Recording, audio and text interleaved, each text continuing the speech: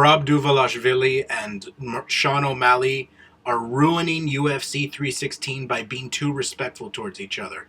Now, I know what some people are going to think. Maybe that's a good thing, for two fighters who had some animosity be respectful to each other now.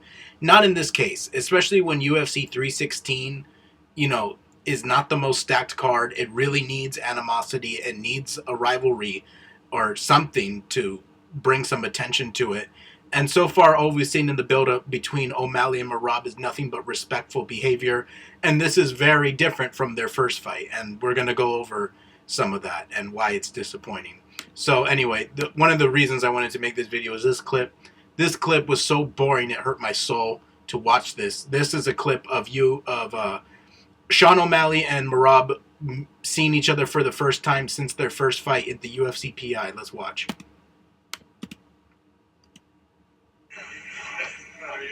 Ready to go big again? Yeah, let's go.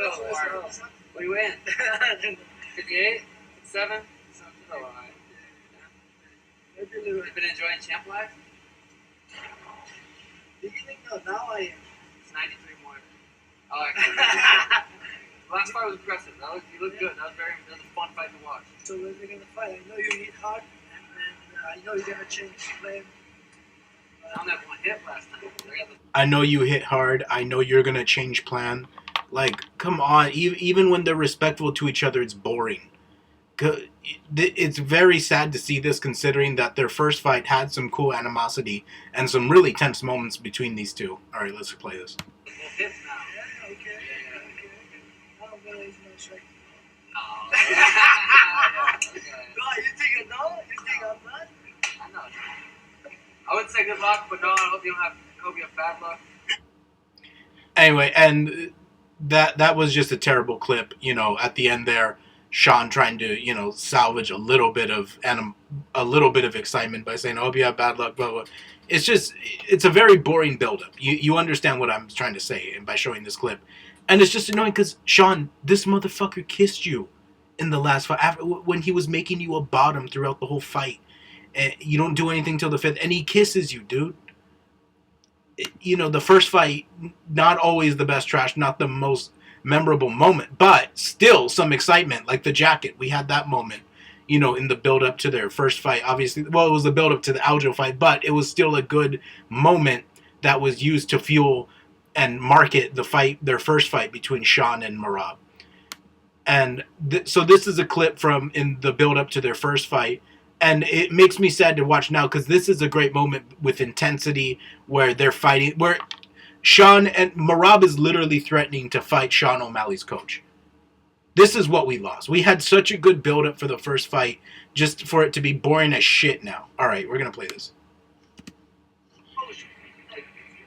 I was so pleased when I see the whatever. If you have a problem with him, you can take another step.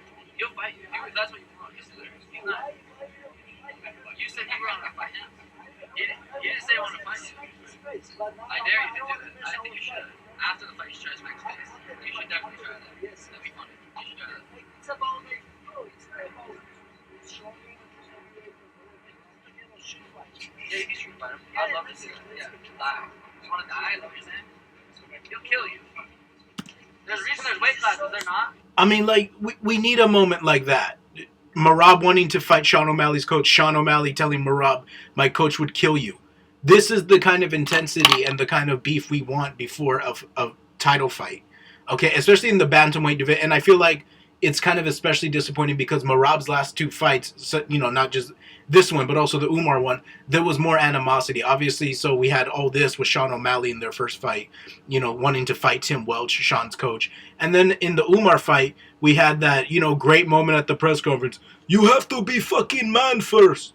You piece of shit. You have to be man first." We don't have that moment. And we don't have any cool moments like that in the build-up to this rematch. It's just, it sucks.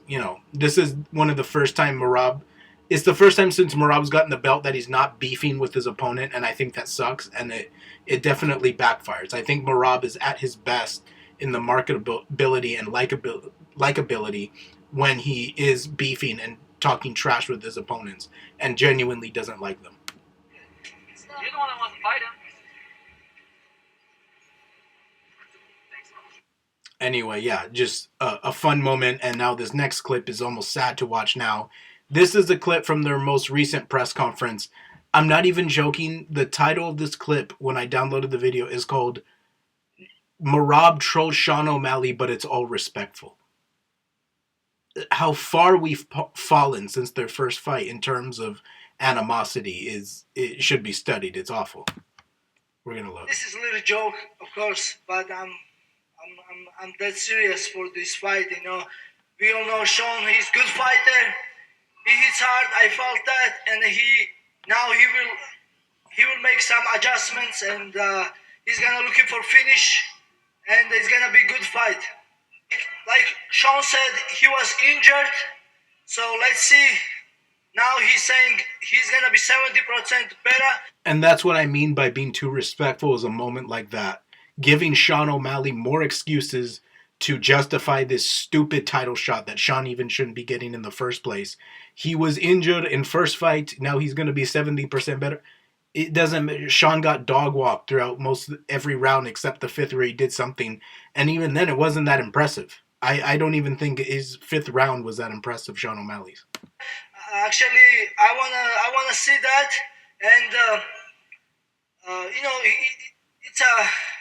it's not. I'm not looking this fight easy fight. You know, he hits hard. Only me and him we felt inside the cage how fight. I was game. I have a good game plan. My game plan was working good. Now he's gonna make some adjustment, and he will have a different game plan. I mean, Jesus Christ, he's almost talking as if he's Sean's coach. He's going to have a different game plan. He's going to make adjustments. What is it? You have to hype up Sean O'Malley for him. This is how respectful they are being towards each other. He's actually hyping him up like he's his coach at the press conference.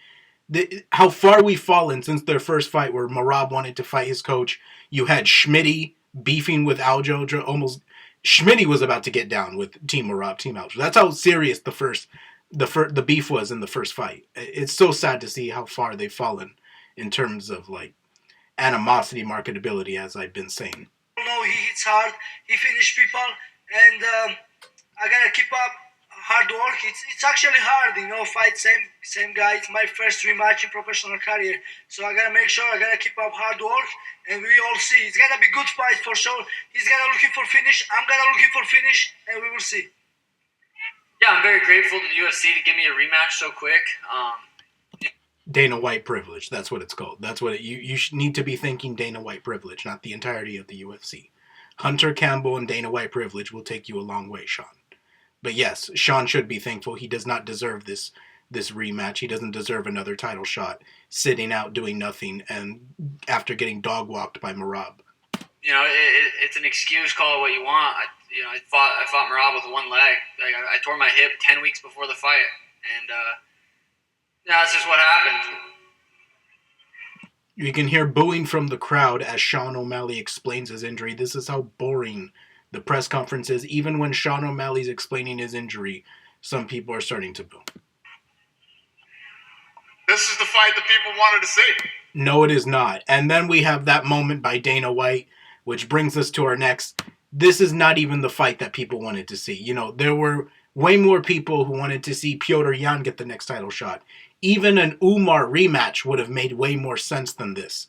An Umar rematch would have made a lot more sense because that fight was really much more closer. In fact, Umar won the first two rounds. Some people really argue if he won the fifth or third. You know, I think you have to rewatch that fight and decide it for yourself. I think Merab won against Umar.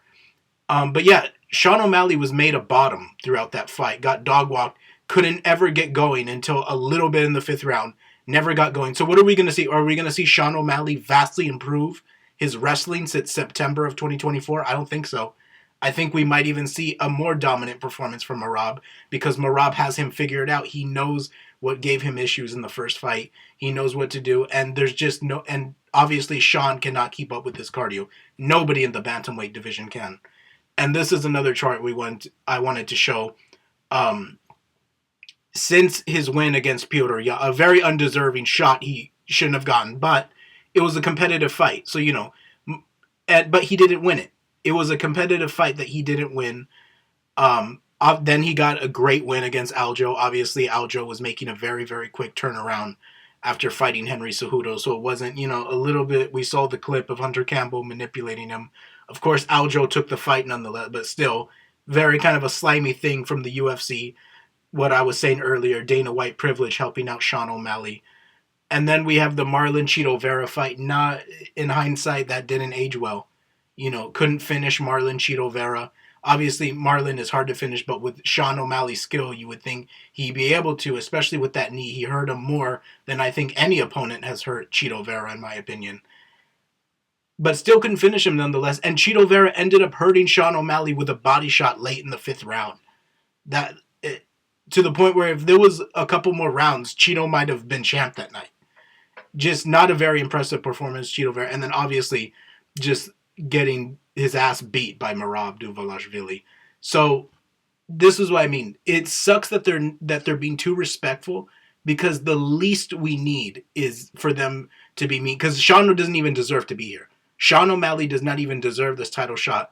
The least they can do is increase the trash talk, give each other shit, have some of the animosity like we saw, here.